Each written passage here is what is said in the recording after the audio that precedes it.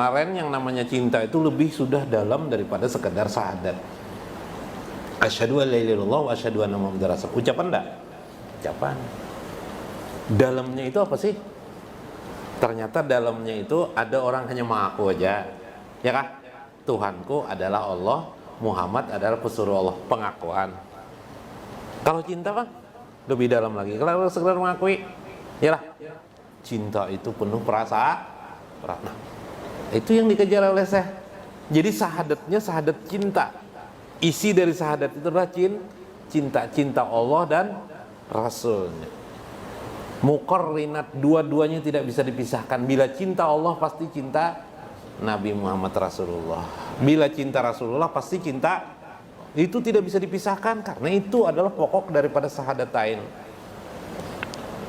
Jadi kalau malaikat bertanya nanti, siapa Tuhan engkau aja dikubur, man rabbuka aja, hubbullah wa rasul. Wah, jawabannya cinta Allah dan Rasul. Wah, apa nih aja malaikat. Nah, Pak Bib, cinta aja Bib, jawabannya bingung malaikat. Malaikat tidak tahu cinta Bib. Kalau tidak percaya tanyakan jalan malaikat. Malaikat tidak tahu cintanya. Tapi kalau jawabannya itu jangan bertanya mau malaikat. Tidak bisa malaikat bertanya kalau sudah orang cinta kepada Allah dan Rasulnya. Nggak bisa bertanya lagi. Kubah hijau suri kuburan pian. Nggak berani laginya. Siapa yang melindungi? Nabi Muhammad. Kalau orang dulu menyebut Nur Muhammad. Nur Muhammad itu ada di cinta pian. Kalau pian cinta Allah dan Rasul, itulah Nur Muhammad pada diri pian. Subhanallah.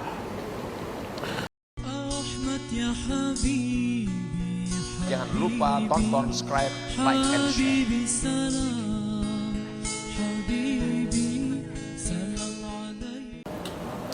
Ketahuilah, jika Nabi SAW menyampaikan hadis-hadis, itu adalah perkataan dari Nabi atau perbuatan dari Nabi atau kebiasaan takrir ketetapan Nabi SAW, maka pewaris Nabi, para ulama-ulama mengarang kitab-kitab menjelaskan lebih membumi dari hadis-hadis Nabi. Kenapa? Karena hadis-hadis Nabi sifatnya umum.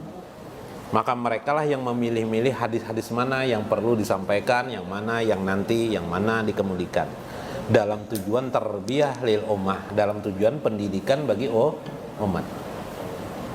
Yang kedua adalah, ini penting sekali, para ulama itu adalah warasatul anbiya, pewaris para nabi. Makanya kitab-kitab mereka harus kita baca, harus kita perhatikan, harus kita kuasai. Nah, itu yang penting. Paqalal mu'allif rahimahullah. Minggu kemarin kita bicara tentang bagaimana hawa nafsu itu bisa menggiring kita kepada perbuatan syirik. Syirik pertama adalah maknanya syirik yang sifatnya menuhankan sesuatu selain Allah, yaitu mengakui adanya Tuhan selain Allah, ada zat selain zat Allah sebagai Tuhan. Kemudian bergulir lagi, syirik itu bagi orang makam khawas. Nah, makam-makam seperti pian-pian semua ini, ternyata syirik itu juga masuk ke dalam kategori orang yang memperturutkan hawa nafsu. Kalau istilah lain namanya syirik khafi. Syirik khafi itu syirik yang tersembunyi, bukan syirik kecil, bukan syirik khafi. Ditanya oleh sahabat, ya Rasulullah, apa sih syirik khafi itu? Syirik khafi itu, jar Nabi, ria, tapi rianya khusus. Apa ya Rasulullah? Seperti semut hitam berjalan di pohon hitam di malam hari. Bayangkan, kelihatan nggak kah? Tidak kelihatan. Itu khafi. Nah, khafi inilah yang yang disorot oleh Syekh Abdul Qadir Jailani. Karena kalau yang jelas itu sudah umat Islam ini ngerti aja sudah. Karena itu Nabi pernah mengatakan, inilah aku tidak khawatir li umat ini, umatku ini berbuat syirik. Kenapa? Tidak khawatir, Guru. Tahu semuanya Anda yang mana syirik tuh? Adalah sini mengakui adanya Tuhan selain Allah. Siapa yang berani? Nggak ada yang berani lah, karena umat Islam sudah mengucapkan kalimat la ilaha illallah, ngerti dah.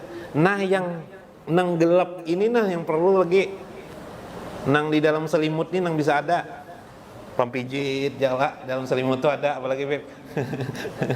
Pon sama tirang lah apalagi. Nah aku nau aja sih nah Habib nih Habib Abdullah, nah lah aku perkenalkan nih Habib Abdullah, adeknya daripada Habib Muhammad Al-Habsi. Jadi Sidin tuh pasti Al-Habsi. Ya Habib lah, pian Al-Habsi lah. Nah, saya Al-Habsi karena kakak Sidin Al-Habsi. Nya kayak itu bikin Habib nih. Nah, Habib Muhammad. Nah, Bon. Nah, ini Pak Habibannya nih Al-Habsi. Nah, Sidin ini turunan Abah Sidin Habib Ali itu Hadramaut, Habib lah. Orang Hadramaut asli.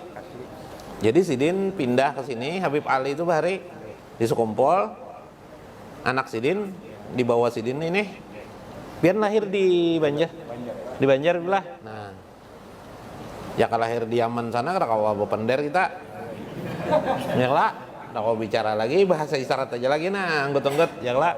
Alhamdulillah ini bisa bepender Sidin. Nah, ya makanya mukanya kayak Hadramaut. Nah, pina lain-lain sedikit. Nah, tak. Ini lelektingannya aja nih. Nah, Habib Faisal tuh lelektingannya aja tak. Nah, senyum-senyumnya dilihati pina lain non senyum kita ya lah. Anggap senyum Nabi Muhammad SAW. Nah, ya kan? Nah, kita cintai mereka sebagaimana tawajuh kita untuk cinta kepada Nabi SAW. Kemarin yang namanya cinta itu lebih sudah dalam daripada sekedar syahadat. Asyhadu an la ilaha illallah wa asyhadu anna muhammadar rasul. Ucapan enggak? Ucapan. Dalamnya itu apa sih? Ternyata dalamnya itu ada orang hanya mengaku aja. Ya kah? Tuhanku adalah Allah, Muhammad adalah pesuruh Allah, pengakuan. Kalau cinta kan lebih dalam lagi. Kalau sekedar mengakui, ya lah. Cinta itu penuh perasaan. Nah, itu yang dikejar oleh Syekh. Jadi sahadatnya sahadat cinta. Isi dari sahadat itu adalah cinta Allah dan Rasulnya. Muqarrinat, dua-duanya tidak bisa dipisahkan. Bila cinta Allah pasti cinta Nabi Muhammad Rasulullah.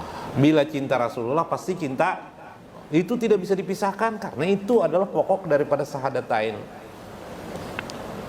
Jadi kalau malaikat bertanya nanti, siapa Tuhan engkau aja dikubur, man rabbuka aja, hubbullah wa rasul. Wah, jawabannya cinta Allah dan Rasul. Wah, apa nih aja malaikat. Nah, Pak Bib, cinta aja Bib, jawabannya bingung malaikat. Malaikat tidak tahu cinta Bib. Kalau tidak percaya tanyakan jalan malaikat. Malaikat tidak tahu cintanya. Tapi kalau jawabannya itu jangan bertanya mau malaikat. Tidak bisa malaikat bertanya kalau sudah orang cinta kepada Allah dan Rasulnya. Tidak bisa bertanya lagi. Kubah hijau sudah di kuburan pian. Tidak berani laginya. Siapa yang melindungi? Nabi Muhammad. Kalau orang dulu menyebut Nur Muhammad. Nur Muhammad itu ada di cinta pian. Kalau pian cinta Allah dan Rasul, itulah Nur Muhammad pada diri pian. Subhanallah. Faqala al-mu'allif rahimahullah, fala taqtaru syai'an wahidan min zalika. Sambungan minggu kemarin. Jangan engkau memberitahukan berita-berita nikmat dari Allah Subhanahu wa taala kepada orang lain, atau berita-berita tentang hal-hal yang bersifat menggembirakan, yang bersifat duniawi sekalipun. Artinya yang gaib, apalagi anugerah yang besar. Misal pian bermimpi loh Nabi Muhammad, berdiam aja pian, jangan berkisah-kisah dengan orang, ya kah? Diam aja, kecuali dengan guru pian ingin memastikan, yalah, sekedar ingin memastikan, mencari hikmah sesuai, enggak apa-apa itu. Tapi kalau kita lain guru dengan teman-teman aja jangan. Kenapa itu? Nanti ada jawabannya. Makanya banyaklah orang mengaku bermimpi dengan Nabi akhirnya jadi fitnah, yalah. Kecuali pian waktu panah, waktu mabuk, waktu sakar paham lah pian sakar. Nah, belum sampai lagi kita sakar lah, karena ada pembelajaran sakar itu artinya mabuk. Sedang mabuk lain pulang tak? Iyalah, namanya sakar.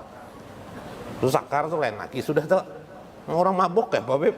Enggak ya Pak Bib ditanyai ada karuannya, jawabannya nang ada nang apa di hatinya, jadi pikirannya lah rujak bila mabuk cinta lawan si Inam atau Siti Juleha disebutnya yang lah. Tapi kalau mabuknya dengan Allah, siapa yang disebutnya? Allah. Wah, itu. Kadang hal yang bersifat dunia, misalnya jar calon gubernur kena nanti kalaunya aku jadi gubernur kamu kau angkat jadi kepala dinas. Nah, misalnya. Nggak usah diberitakan orang, dia aja. Dia merahasiakan. Kan itu nikmat juga toh? Nikmat kada? Nikmat.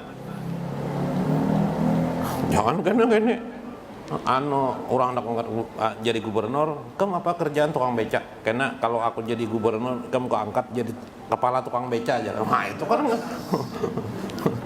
itu lain nikmat, namanya sama aja. Karena jadi tetap jadi tukang beca. Ya Allah. Nah, kalau yang bersifat nikmat paham kan? Nikmat duniawi maupun nikmat yang bersifat ukrawi. Atau ada janji Allah, atau pian menerima ilham. Kalau istilah Ibnu Athaillah, pian menerima ilham itu meyakinkan pian bahwa usaha yang pian lakukan akan berkembang bagus nantinya. Mungkin setahun lagi berkembang bagus, mungkin berapa bulan lagi, misalnya mimpi ada datang ulama memberitahukan misalnya mimpi, atau mimpi Nabi kah, Nabi memberitahukan akan ini.